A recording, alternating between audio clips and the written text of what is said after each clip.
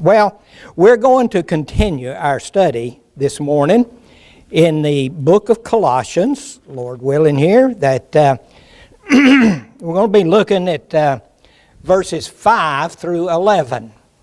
I'm losing my voice already.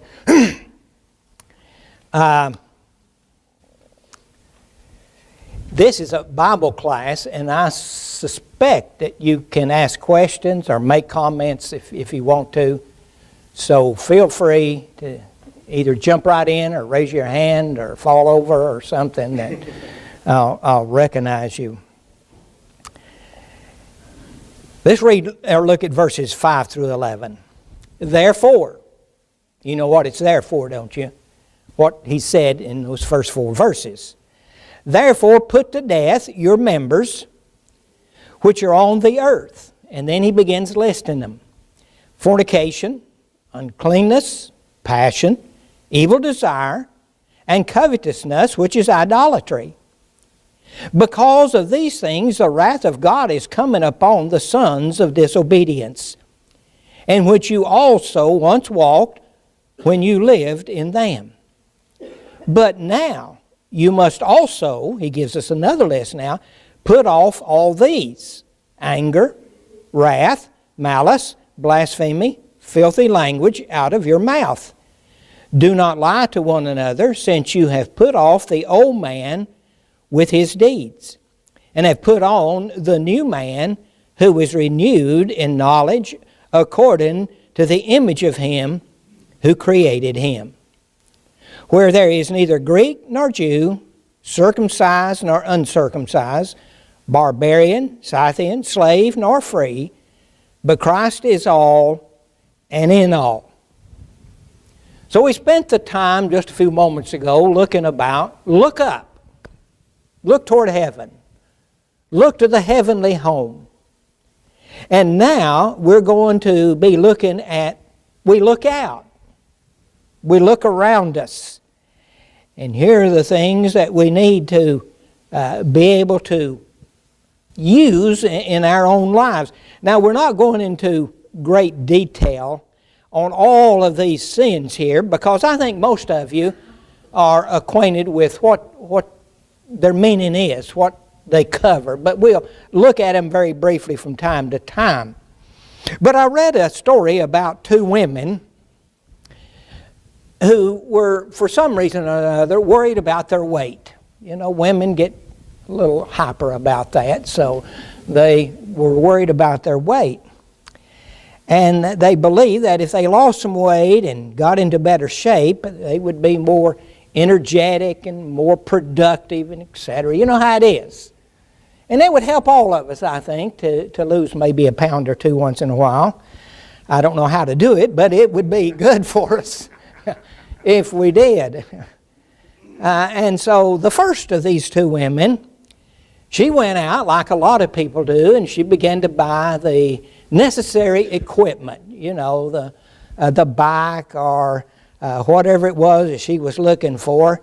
And she's going to get this exercise equipment, and that's going to help her to lose weight. So she thinks. The other woman, she sort of began a program of education. You know, she began to inquire, she began to read, and what would be healthy for me, and so on and so forth. Well, you probably guessed the end of the story. The one who bought all the equipment was soon having a yard sale and selling it all because it didn't seem to work for some reason or another. And that's the way it is. I go to the gym 3 days a week, and it doesn't seem to work for me either. But I still keep going and wondering, when am I going to lose this weight? But be that as it may, that's what she did. She just gave up on it. The second woman, of course, lost her weight, and she felt great because she had put in it the time and the effort to really give it some education to know exactly what to do. Now, the key was in combining the elimination of destructive behaviors and the development of positive behaviors. This is exactly the way to become spiritually minded. So we want to look at keeping spiritually fit here, looking out and looking around us. Now, Paul begins by telling us that we need to put to death the members which are on the earth, and he begins to give us all of them in verse 5 and verse 6. And you probably understand most of those sins, those bad habits. But this, first of all, let me bring you back to this first thought here, and that is put to death. Now, what do you think about that? What does that mean to you when you read, okay, now therefore put to death your members which are on the earth? What are you supposed to do, class? Now you can speak if you want to. Huh? Stop doing those things, okay? What else does it mean to you, if anything? All right. Just like death. You're permanently gone, eh? Okay. Anything else from you wise men and women? A little louder, I can't hear you. Okay. This is very strong language that Paul is using here. It suggests radical action. Just like if you really are serious about taking care of your body, health-wise, you got to get serious about it. You can read all about it, or you can look at all the machines in a gym, but if you don't begin to work with it and get something going, then it's not going to be with you. And so it is with this thought of our life here. It's a radical action, and these things on this list are like cancer to our spiritual life. Now you look around you today, you look at our world, you look at our country, you look at our state, you look at our city right here in Jacksonville, and you see things you don't like to see. You read things each morning or each evening of the crimes, the foolishness, all of the bad things that go on. And you wonder, what is going on around us? Why are people doing all of these things? Why do we have those who commit fornication? Why do they not understand what that is? Have they never read the Scriptures? Have they never looked at this? Now some translations say immorality, but it's the Greek word here that we often use, porneia, and it is the word that we get our word pornographic from. But we look around us and we see in our homes, we see in the lives of people, and even in the churches, we see people that are not understanding about the danger of these things. And it disturbs me sometimes that we don't take this more serious than we need to. Now, you remember what Jesus said. If you want to, you can turn over to Matthew chapter 5, 29 and 30. And somebody read that out loud when you find it. Matthew 5, 29 and 30.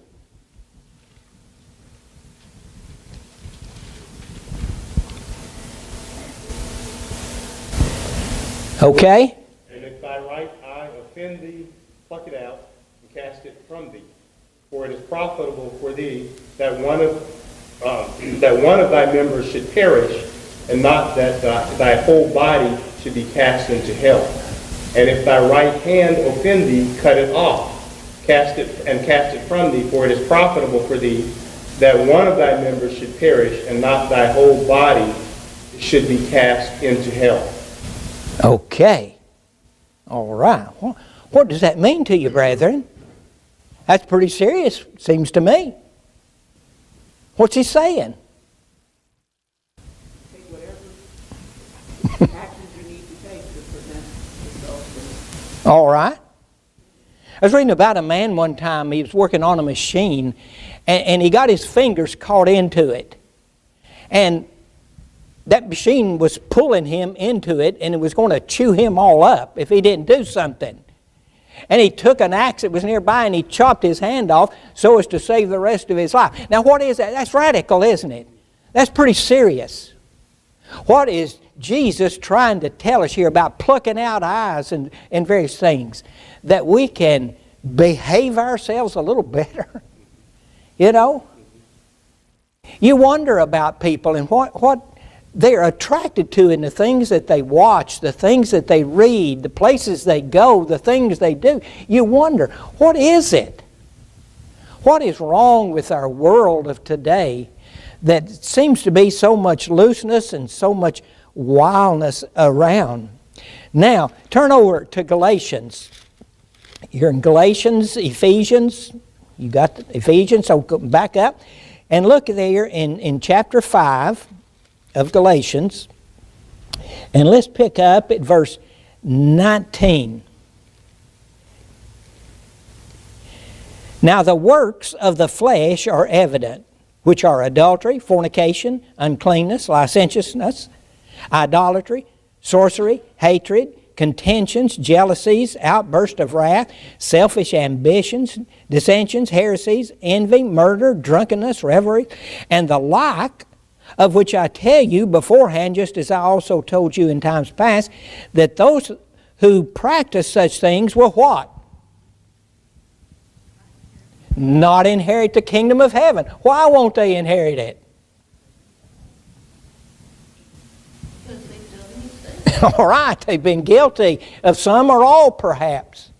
It's a pretty long list there that he's talking about. And so it is that we need to understand there are serious things going on in our land today, in the world of today. And there are seemingly, I hope I'm wrong, but seemingly there are fewer and fewer Christians coming along.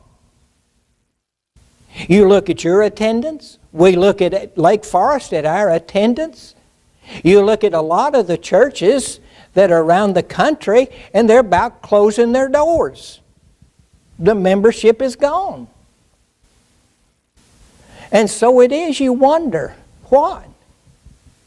Once in a while, I'm asked by Brother Honecker over at Paxson congregation to fill in for him while he's away.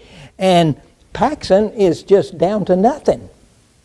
They had 9 members the other night at Bible school. They may have 20 on a Sunday morning if they have that many. When I first came to Jacksonville and preaching at Lake Forest, I was invited to speak at Paxson. They were having a lectureship program of a different speaker every night. And that little building was just cram-jam full of brethren. What happened? What happens to our congregations that are dying, going down? Because they're not looking around, they're not looking out. Not looking out to see this world and what's going on, and these people that are practicing all of this. Well, one more passage that we want to look at. Turn over to 1 Thessalonians, chapter 4. If you just go back to Colossians, you can turn a few pages and you're in 1 Thessalonians. Chapter 4, verse 3. For this is the will of God, your sanctification, that you should abstain from sexual immorality, that each of you should know how to possess his own vessel in sanctification and honor, not in passion of lust like the Gentiles who do not know God, that no one should take advantage of and defraud his brother in this manner, because the Lord is the avenger of all such, as we also forewarned you and testified. What did he say? He says, these things are going on, and they need to be stopped. They need to be given up. We need to quit those things. Paul was really concerned about our life, of the uncleanness, the passions, the evil desires, the covetousness, and all of these problems that were there. What are we going to do? How are we going to turn our world around? Do you find it hard to get people you talk to interested in religion? Do you find people that just don't want to talk about that? Do you see the way our state, our country is going? That all things are being accepted as okay? And that Christians should not say anything about these things, not offend anybody, not bother anybody, not want to preach the truth? You wonder what's going on. We're looking around today, and we're seeing broken home after broken home after broken home after broken home. What's happening? You know, when I was just a wee little boy, I was born into a family. I was the last one. 3 sisters and 2 brothers. There were 6 of us. It was just as common and normal to get up on Sunday and go to church as anything.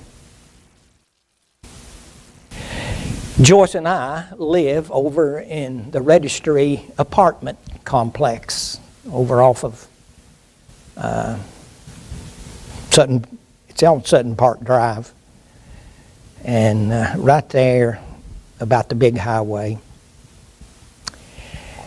And we get up on Sunday mornings, of course, and we come to church, and Sunday nights and Wednesday nights. And like this week, we were there every night for 4 or 5 nights in VBS.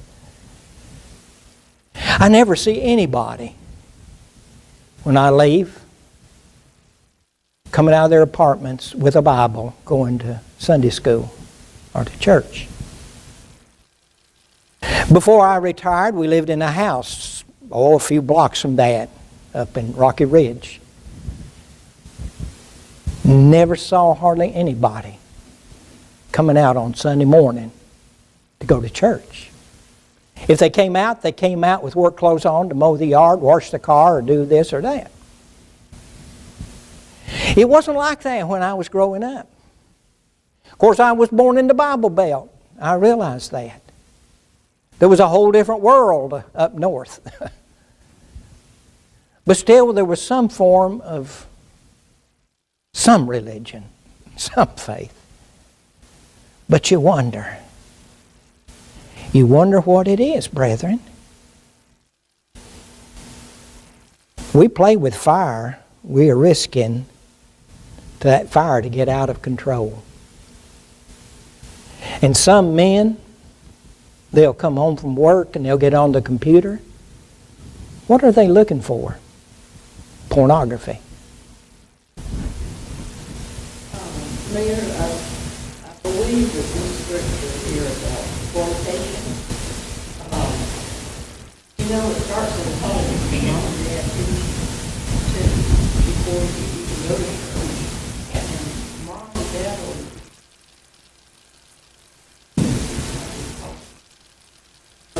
Yeah.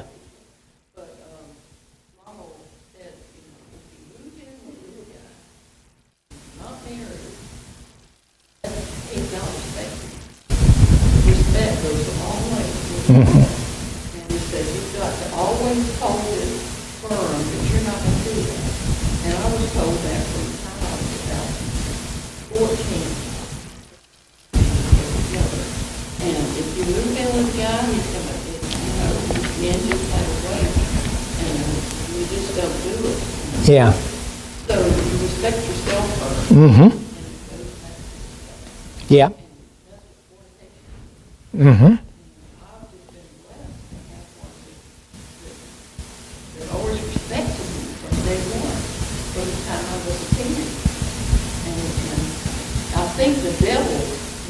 Jay and so much that said, well, you move in and we'll try it out. Mm-hmm. And you won't be married, but a couple years down the road, you'll get married. Yeah. That's what we'll do. And everyone that I have seen that has done that has blown up to nothing. Mm-hmm. They weren't respected. Neither one of them, the other one. But the woman holds a lot there too. Yeah. She has to, I mean, it's just as much her blame as it is his. Because I'm not taking those sides. Yeah. But if they move in together, it's going to blow up in his face. And the ones that I've seen over 50 years, it has. Yeah. Even in families. I'm not taking away from families. Okay. Yeah. Thank God. Yes. It goes back to respect for the in there. Yeah. Yeah. The sad thing for me, sister, is that the home has become so unsettled and so even almost anti-religion. But we've got a generation that has come up that did not go to church, and their parents did not go to church. And it's really hard for these children now to understand why these things are wrong, because the world just doesn't want to look at it today that there's anything wrong with these things. If people want to do this, then that's their business, and so forth and so on. And I understand what they are saying, but it bothers me that children are not being taught like my generation was. And even though many of those who did go astray as they grew up, but still they had that background, and it still, I think, bothered their conscience in some way until they just become hard-hearted. But, you know, I've always said, I don't know what it is, I wouldn't know what to do on Sunday morning if I didn't go to church. I mean, that's just the way I've done my whole life. I think twice I've had to miss when I had cancer, and then when I had my open heart surgery. I missed about a month each time. But other than that, I can't recall too many times that I didn't preach because of sickness or illness throughout the years. But it bothers me that people won't even give the Bible a little respect and a little read now and then to understand. I know it's sometimes, if you've had no religious training, it's hard to see what you're trying to get across to them. But we've had a lot at Lake Forest, 4 or 5 times, this how to go out and win souls for Christ. And we get all excited and we'll do it, and we may get a person or two each time. But it's not really, in my estimation, it's not really doing what the program is and what we spend on it to do this. But it's getting harder and harder, I find, to be able to approach people and get them down and talk about some serious things. I don't know whether you find that or not, but any other thoughts or comments on that before we move on? Yes? People don't really get serious until something happens to them personally. Yeah. And that's what needs to happen. Yeah. And that's what is happening. You know, and they live so much by tradition instead of the truth. Mm-hmm. You know, and not by pleasure, vice the law. Yeah.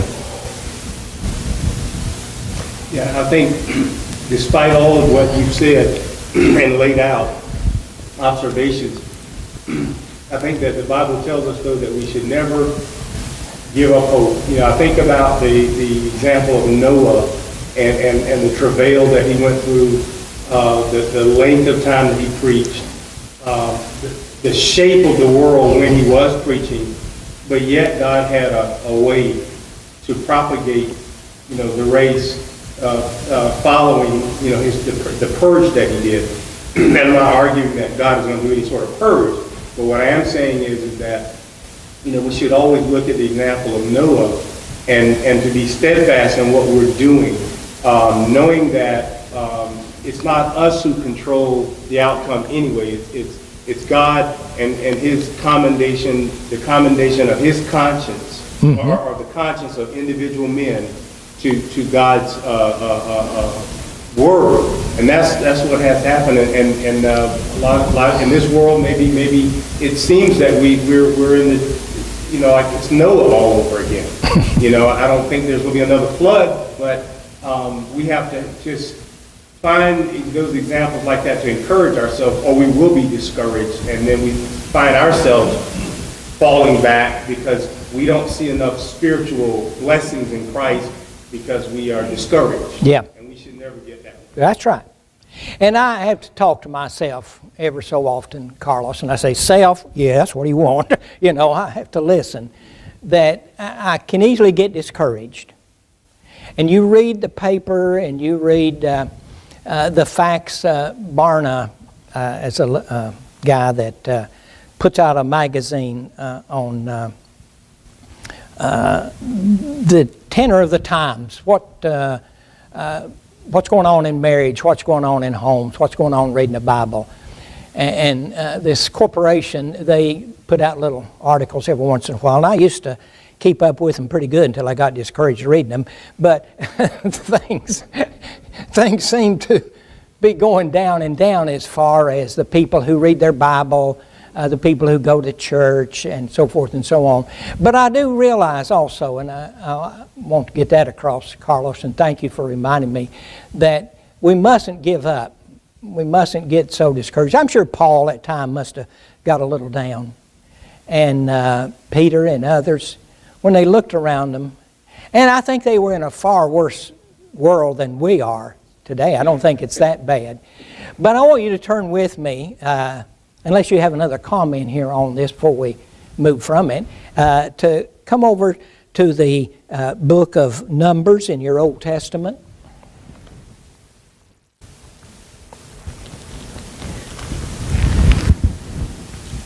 You know where that is? Genesis, Exodus, Leviticus, Numbers. Did you ever memorize the book of Numbers?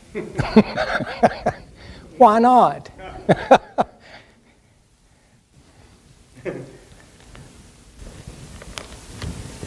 Okay. Things are pretty bad with God's people. Things are pretty bad. They're on their way to the promised land, and it's just getting a little discouraged. Moses, he's about ready to give up. But in chapter 25, we'll start with verse 3. So Israel was joined to Baal of Peor, and the anger of the Lord was aroused against Israel. Baal was a common idol that the ancient world worshipped. You read about it a lot in the Old Testament. But very wicked, very sinful. Verse 4 says, Then the Lord said to Moses, Take all the leaders of the people and hang the offenders before the Lord out in the sun, that the fierce anger of the Lord may turn away from Israel. So Moses said to the judges of Israel, Every one of you kill his man who were joined to Baal of Peor. In other words, the citizens had pulled over some people on their way, the Israelites, and tried to affect them in a way that they just turned them into sin, evil. And so it was in verse 6, and indeed one of the children of Israel. Now notice this. This is what just really knocks me for a loop. That when all of this was going on, and here was Moses trying to get the people to straighten up their lives and to live right, And here were multitudes of them being carried off to the Baal worship and to the wrong kind of living and sexual lives and so forth and so on. And it says, and indeed one of the children of Israel came and presented to his brethren a Midianite woman. Now here's an Israelite, not to have anything to do with these other tribes of people as they were going on to the land that God promised them. They were trying to stay straight on the path. But here it comes, while all of this is going on, and in front of Moses and all of the others, here comes an Israelite with a Moabite woman, and he takes her in to a tent there to have sex with her. Now that just blows my mind, that with all of them standing there, but it says, again, verse 6, and indeed one of the children of Israel came and prescribed to his brethren, presented to his brethren a Midianite woman in the sight of Moses, in the sight of the congregation of the children of Israel, and were weeping at the door of the tabernacle. All this was going on, and here he brings this harlot. And it says, now when Phinehas, the son of Eleazar, the son of Aaron, the priest, saw it, he rose from among the congregation and took a javelin in his hand, and he went after the man of Israel into the tent and thrust both of them through, the man of Israel and the woman through her body. So the plague was stopped among the children of Israel. Can you believe it, brethren? This is what was going on.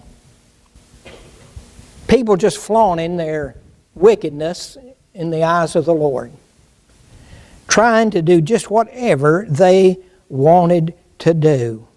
Verse 9, and those who died in the plague were 24,000. Then the Lord spoke to Moses, saying, Phinehas, the son of Eleazar, the son of Aaron, the priest, has turned back my wrath from the children of Israel, because he was zealous with my zeal among them, so that I did not consume the children of Israel in my zeal. Here was somebody that was trying to stand up for the Lord and to get people to say, hey, we are wrong. We've got to stop this. We've got to change our lives. Yes?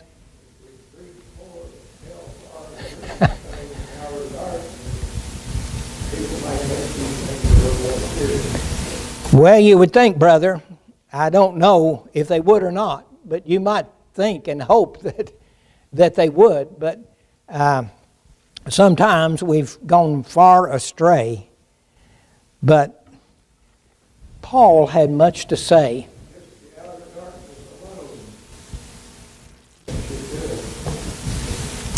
Well, what we're going to have to do, my brother, and I agree with what you're saying, but what we're going to have to do, we're going to have to convince them that, first of all, there is a place of outer darkness. They don't even believe in heaven and hell anymore.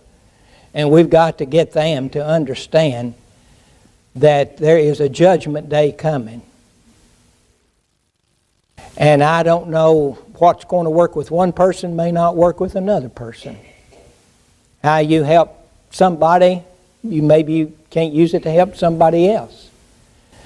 But we've got people that today, more so I think than in many a lifetime, that just know very little Bible. We've got members of the church that know very little Bible, that have very little understanding of it. And Paul is trying to get these brethren to understand at Colossae, these things we've got to put aside. Now those people did that, and they lived honorable and wonderful Christian lives. And they had great influence, evidently, on neighbors and friends and co-workers or whatever it was, because many souls were saved. You look at the day of Pentecost, the beginning of it all. And then you go through the book of Acts and you see more and more and more additions. But somewhere along the line, we began to fall away from that. And we began to think, well, this is not so serious after all. And there are other things to do besides just sit at home, read your Bible. And as a result of that, we got a lot of work to do, brethren. We got a lot of things that need to be taken care of. Any other thoughts or comments?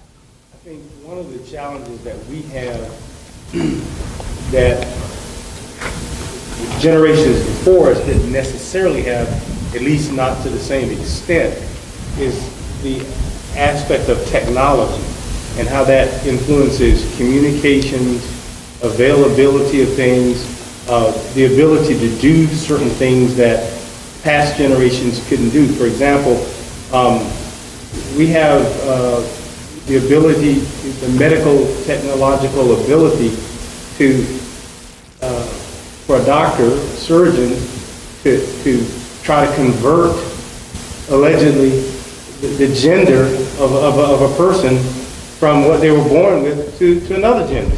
Mm-hmm. So I look at something like that, which I see as perversion. Mm-hmm. And I don't know that I've ever heard a doctor, just one doctor, stand up and say, we shouldn't be doing this.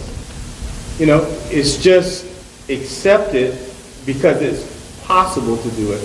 And then it seems to be normal because, well, you perform heart surgeries, you cure cancer. I mean, you cut out cancer. So it's just, so whatever is possible is feasible.